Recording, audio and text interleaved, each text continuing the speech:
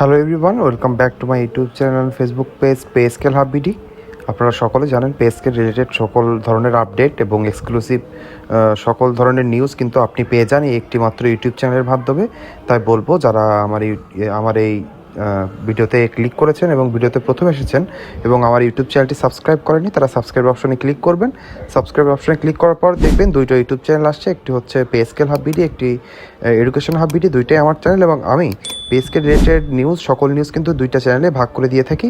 তাই বলবো যারা সকল ধরনের নিউজ সম্পর্কে জানতে চান তারা কিন্তু অবশ্যই দুইটা ইউটিউব চ্যানেল সাবস্ক্রাইব করে নেবেন। তাহলে চলুন দেরি না করে আমরা মেন ভিডিওতে চলে যাই। আমরা মেন ভিডিওতে চলে এসেছি। আজকের টপিকটি হলো সরকারি চাকরিজীবীদের অপেক্ষা নভেম্বরে সুপারিশ চূড়ান্তের প্রস্তুতি। আপনারা সকলে জানেন পে কমিশনের কিন্তু মতবিনিময় সভা শেষ হয়েছে। 31শে অক্টোবর ছিল লাস্ট মতবিনিময় সভা। এরপর থেকে কিন্তু আর কোনো মতবিনিময় সভা হবে না। প্রায় 250 থেকে 300 সংগঠন এবং সমিতি সকলে এসে পে কমিশনের সাথে প্রায় 2-3 ঘন্টা পর্যন্ত এক এক সংগঠন এবং সমিতি আলোচনা করেছে। আলোচনার মাধ্যমে তাদের প্রস্তাব জানিয়েছে সর্বনিম্ন বেতন কতটুকু হওয়া উচিত, গ্রেড কতটুকু হওয়া উচিত এবং সর্বোপরি সকল ভাতাগুলো কিভাবে দেওয়া উচিত, সকল কিছু কিন্তু আলোচনা হয়েছে। এখন আর কোনো আলোচনার কিছু নেই। এখন পে কমিশন তাদের নিজেদের ভিতরে সব আলোচনা করবে এবং ফাইনাল একটি খসড়া তৈরি করবে। সেটি কিন্তু আমাদের প্রধান উপদেষ্টার কাছে সেটা হস্তান্তর করা হবে এবং সরকার সেখান থেকে সকল দিক বিবেচনা করে তার মানে তারা অর্থ সংকলন করতে পারবে কিনা, কতটুকু হলে সরকারি চাকরিজীবীদের জন্য ভালো হয়, সকল কিছু বিচার বিশ্লেষণ করেই কিন্তু তারা ফাইনাল যে ড্রাফটটি হবে সেটি কিন্তু আমাদের নবম পে স্কেল হিসাবে উপনীত হবে।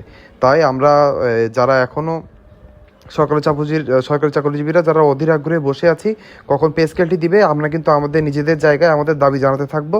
কারণ সকলে মিলে যদি আমরা প্রচেষ্টা করি এবং সবসময় এই বিষয়গুলো নিয়ে সোচ্চার থাকি তাহলে কিন্তু সরকারও আমাদের মনের আশা বুঝতে পারবে এবং সেভাবে পে স্কেল প্রতিফলন করার চেষ্টা করবে। তাহলে চলুন আজকের আপডেটটি জেনে নিই। নবম পে কমিশনের কার্যক্রমের অগ্রগতি। দীর্ঘ 1 দশক পর গঠিত নবম পে কমিশন সরকারি কর্মচারীদের জন্য নতুন বেতন কাঠামো তৈরির কাজ করছে। আপনারা সকলে জানেন আমাদের 2015 সালে অষ্টম পে স্কেলটি এসেছিল প্রায় 10 বছর আগে। প্রায় 11 বছর হতে গেল, তার ভিতরে কিন্তু আমরা কোনো নতুন পে স্কেল পাইনি। প্রায় 5 বছর পর মুদ্রাস্ফীতির পরিমাণ এত পরিমাণে বেড়ে যায় যে সেটা পুরনো বেতনের কাঠামো দিয়ে সেই পুরনো বেতনের কাঠামোর ভিতরে থেকে মুদ্রাস্ফীতি ভেঙে আগানো কোনোভাবে পসিবল হয় না। সেখানে আমাদের প্রায় 11 বছর অতিবাহিত হতে গেল। তাই আমাদের সকলের দাবি যেন আমরা এই 2025 সালের ডিসেম্বরের ভিতরেই গেজেট আকারে প্রকাশ হয়ে যায় এবং 2026 সালের জানুয়ারি থেকে যেন আমরা আমাদের নবম পে স্কেলটি কার্যকর হতে দেখতে চাই এবং জানুয়ারি থেকে আমরা যেন আমাদের বেতনটা আমরা যেন নবম পে স্কেল হিসাবেই আমরা পাই। কমিশনের মতবিনিময় পর্ব শেষ হয়েছে 30 অক্টোবর 2025 থেকে। পে কমিশন বিভিন্ন সমিতি, অ্যাসোসিয়েশন ও সংগঠনের সাথে মতবিনিময় করেছে যাতে বেতন কাঠামো বাস্তব পরিস্থিতির সঙ্গে সামঞ্জস্যপূর্ণ হয়। আপনারা সকলে জানেন না, আগের যে পে কমিশনগুলো হয়েছে সেখানে কিন্তু এইভাবে কোনো সংগঠন বা সমিতির সাথে কিন্তু এইভাবে বসে কথা বলা হয়নি। সেটা এবার যেহেতু আমাদের অন্তর্বর্তীকালীন সরকার এই পদক্ষেপটি নিয়েছে, এটিতে আমরা খুবই সাধুবাদ জানাই। কিন্তু আমাদের বেতন কাঠামো কিন্তু একটি সম্মানজনক পর্যায়ে আনতে হবে। আপনারা সকলে জানেন দেশের যে মুদ্রাস্ফীতির পরিমাণ সেখানে একদম অল্প বেতন দিয়ে কোনোভাবেই সরকারি চাকরিজীবীরা, বিশেষ করে যারা 11 থেকে 20তম গ্রেডের ভিতরে আছেন, তারা কিন্তু কোনোভাবে জীবন ধারণ করতে পারে না। প্রত্যেক পরিবারে 5 থেকে 6 জন করে সদস্য থাকে। তার ভিতরে দেখা যায় যাদের বাবা মা প্রবীণ হয়ে গিয়েছে, বার্ধক্যের দোষে প্রায় চিকিৎসা করাতে হয়, সেখানে মাত্র 1,500 টাকা প্রত্যেক মাসের চিকিৎসা দিয়ে কোনো কিছুই করা সম্ভব হয় না। এজন্য আমরা চাই শুধু বেতন না, সকল পরিমাণের ভাতা যেন একটি নির্দিষ্ট পরিমাণ এবং সামঞ্জস্যপূর্ণ এবং এখনকার পৃথিবী 2025 সালের পুরো পৃথিবীকে আলোকে রেখে এবং আমাদের আশেপাশের যে পার্শ্ববর্তী দেশগুলো আছে তাদের আলোকেই যেন আমাদের নতুন পে স্কেলটি গঠন করা হয়। প্রায় 300টি সংগঠন লিখিতভাবে তাদের প্রস্তাব ও দাবি জমা দিয়েছে। বেতন বৃদ্ধির সম্ভাবনা ও দিক নির্দেশনা। বিভিন্ন সূত্রে জানা গেছে সরকারি কর্মচারীদের মূল বেতন 2 গুণ পর্যন্ত বাড়ানোর প্রস্তাব রয়েছে কমিশনের প্রাথমিক খসড়ায়। তার মানে বুঝতে পারলেন যে কমিশন কিন্তু প্রাথমিকভাবে যে তারা যে খসড়াটা বানিয়েছে সেখানে প্রায় দ্বিগুণ, তার মানে 85 থেকে 100% পরিমাণ বেতন বৃদ্ধির কিন্তু আভাস তারা দিয়েছে। স্বাধীনতার পর এ পর্যন্ত 8 বার পে কমিশন গঠিত হয়েছে, প্রতিবারই বেতন 50% বা তার বেশি বৃদ্ধি পেয়েছে। তার মানে বুঝতে পারলেন যে 50%-এর বেশি বৃদ্ধি পেয়েছে। যেহেতু এটি 10 বছর পরে হচ্ছে, আমরা এটা চাইতেই পারি যে মিনিমাম না হলেও 100% যেন বেতন আমাদের বৃদ্ধি করা হয়। বিশেষ করে উপরের দিকে গ্রেডে 100% বৃদ্ধি করা হলেও আমি মনে করি নিচের দিকে অর্থাৎ 11 থেকে 20তম গ্রেডের যে চাকরির বেতনের যে অবস্থা আছে সেখানে আমি মনে করি প্রায় 150% থেকে 200% পর্যন্ত বেতন বৃদ্ধি না করলে 6 জনের পরিবারের সদস্য নিয়ে কিন্তু কোনোভাবেই এভাবে এই একটি মাত্র চাকরি করে পরিবারে যদি একজন চাকরি করার মানুষ থাকে এবং সে যদি সরকারি চাকরিজীবীও হয় তবুও কিন্তু তার সংসার চালানো কোনোভাবে সম্ভব না যদি না নিচের দিকের বেতন গ্রেডগুলো একটু ভালোভাবে পরিমার্জিত করা না হয়। আগের ধারা অনুসারে এবারও নিম্ন গ্রেডের কর্মচারীদের বেতন বৃদ্ধির হার বেশি রাখার পরিকল্পনা করা হয়েছে। বেশিরভাগ সংগঠনের প্রস্তাবেই বেতন বৃদ্ধি ও গ্রেড সংখ্যা কমানো নিয়ে একমত হয়েছে।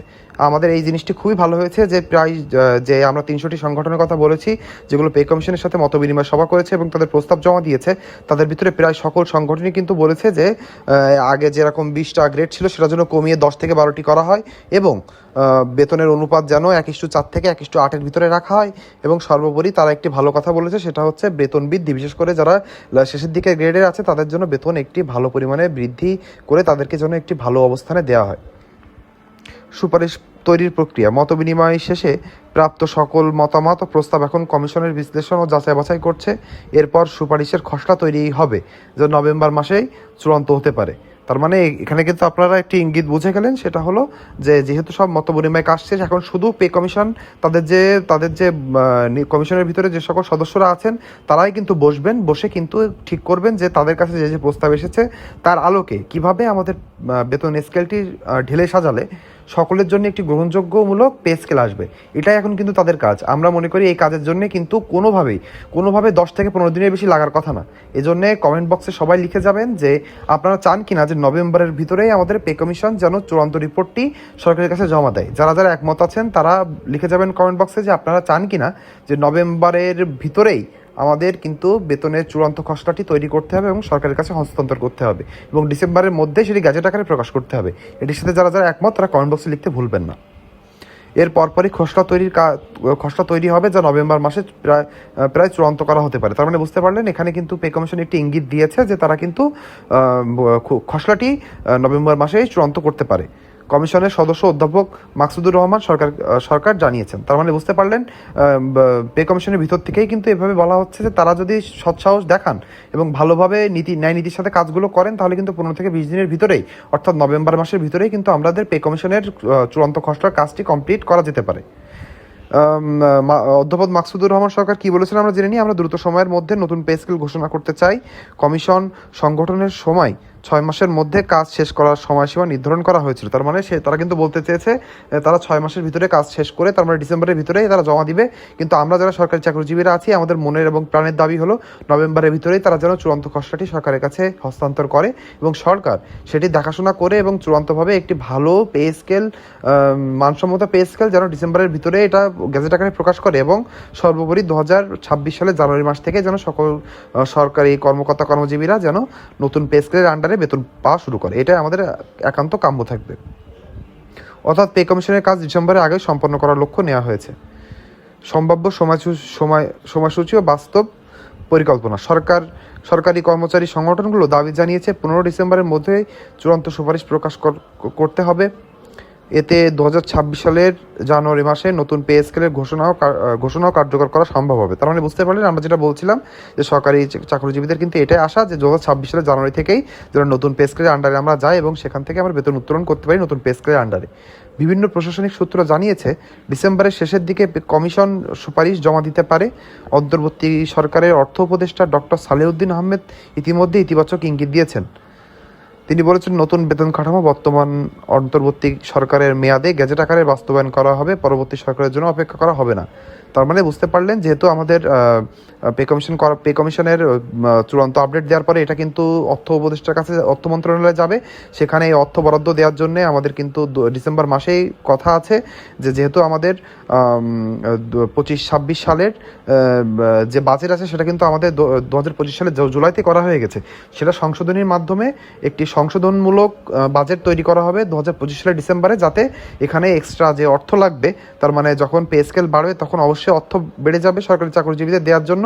যেহেতু সেটা 2025 সালের যে বাজেটটি ঘোষণা হয়ে গিয়েছে সেখানে উল্লেখ ছিল না, সেজন্য নতুন পে স্কেল করার জন্য কিন্তু সংশোধনী বাজেট করা হবে 2025 সালের ডিসেম্বর মাস থেকে। তাহলে সেখান থেকে কিন্তু বোঝা যাচ্ছে যে সরকার এখানে গ্রিন সিগন্যাল আছে এবং সরকার মন প্রাণ দিয়ে চেষ্টা করছে যে তারা যেন এই পে স্কেলটি তাদের মেয়াদ শেষ হওয়ার আগে, তার মানে ফেব্রুয়ারিতে যেহেতু নির্বাচন হওয়ার একটা সম্ভাবনা আছে, তার আগেই যেন তারা এই পে স্কেলের আন্ডারে সকল মানুষকে বেতনগুলো দিয়ে যেতে পারেন। তিনি আরও জানিয়েছেন, নতুন পে স্কেল কার্যকর করার জন্য প্রয়োজনীয় অর্থ 2025-26 অর্থ বছরের সংশোধিত বাজেটে বরাদ্দ দেওয়া হবে। ডিসেম্বর মাসে বাজেট সংশোধনের সময় নতুন বেতন কাঠামোর বিধান যুক্ত করা হবে। মার্চ বা এপ্রিল 2026-এর মধ্যে কার্যকর করা হবে নতুন পে স্কেল। এখানে কিন্তু মার্চ বা এপ্রিল মাসের কথা বলা হয়েছে, কিন্তু আমরা যারা সরকারি চাকরিজীবী তারা কিন্তু কোনোভাবে এটি মেনে নিব না। আমরা অনেক কষ্টে 11 বছর ধরে রয়েছি এই অল্প স্বল্প বেতনে। আমাদের কথা হচ্ছে 2026 সালের জানুয়ারি মাস থেকেই আমাদের বেতন নতুন পে স্কেলে চাই। এর সাথে আমরা একমত কিনা সেটাও কমেন্ট বক্সে লিখে জানাতে ভুলবেন না। শেষের দিকে আমরা জেনে নেব সারসংক্ষেপে সবগুলো, এই মূল উপরে যে নিউজটা দিলাম আপনাদের, যে আপডেটটি দিলাম তার সারসংক্ষেপগুলো জানিয়ে নেব। সেটা হচ্ছে মতবিনিময় সভা শেষ হয়েছে 30 অক্টোবর। মোট প্রস্তাব দেওয়া হয়েছে 300টি সংগঠন যারা প্রস্তাব দিয়েছে পে কমিশনের কাছে। সম্ভাব্য বেতন বৃদ্ধি হবে মূল বেতনের দ্বিগুণ পরিমাণ পর্যন্ত। নিম্ন গ্রেডে বেশি বেতন বৃদ্ধি প্রত্যাশিত। চূড়ান্ত সুপারিশ হতে পারে ডিসেম্বরের শেষের দিকে। ঘোষণা আসতে পারে জানুয়ারি 2026 সালে এবং কার্যকরের সময় মার্চ বা এপ্রিল 2026 হতে পারে। বাস্তবায়ন করবে কে? বর্তমানে অন্তর্বর্তীকালীন সরকারের গ্যাজেট আকারে এটা হবে, মানে আমাদের গ্যাজেট আকারে কিন্তু এটা বাস্তবায়ন করা হবে। তাহলে আপনি আজকের এই নিউজের সাথে একমত কিনা, এবং আমরা যেটা শেষ পর্যন্ত বলেছি যে সরকারি চাকরিজীবীরা কিন্তু আন্দোলনে নামতে বাধ্য হবে যদি ডিসেম্বরের ভিতরে যদি আমাদের পে কমিশন তাদের চূড়ান্ত প্রস্তাবটি জমা না দেয়, এবং অন্তর্বর্তীকালীন সরকার যে জানুয়ারি মাস থেকে 2026 সালের জানুয়ারি মাস থেকে যদি নবম পে স্কেল চালু না করে, তাহলে কিন্তু সরকারি চাকরিজীবীরা রাজপথে নামতে বাধ্য হবে। আর আপনারা জানেন যে রাজপথে অধিকার আদায়ের জন্য সরকারি চাকরিজীবীরা নামলে সেটা কিন্তু যে কোনো দিকে মোড় নিতে পারে। তাই অন্তর্বর্তী সরকারের কাছে আমাদের এটাই চাওয়ার থাকবে যেন তারা এই পে কমিশনের কাজটি তাড়াতাড়ি শেষ করে নতুন এবং গঠনমূলক একটি ভালো পে স্কেল যেন আমাদের জন্য উপহার দেয়। তাহলে আজকের ভিডিওটি এই পর্যন্ত। সবাই ভালো থাকবেন। আমার ভিডিওটি যারা শেষ পর্যন্ত দেখেছেন তাদের সকলকে ধন্যবাদ। আর একবার বলবো, যারা প্রত্যেক দিনের পে স্কেল রিলেটেড অথেন্টিক এবং এক্সক্লুসিভ নিউজগুলো সবার আগে পেতে চান, তারা ইউটিউব চ্যানেলটি সাবস্ক্রাইব করবেন। সাবস্ক্রাইব বাটনে ক্লিক করলে দেখবেন 2টা ইউটিউব চ্যানেল আসে, 2টাই সাবস্ক্রাইব করে দিবেন। এবং কমেন্ট বক্সে লিখে জানাতে ভুলবেন না যে আপনি একমত কিনা আমাদের এই দাবির সাথে। তাহলে সবাই ভালো থাকবেন। ধন্যবাদ।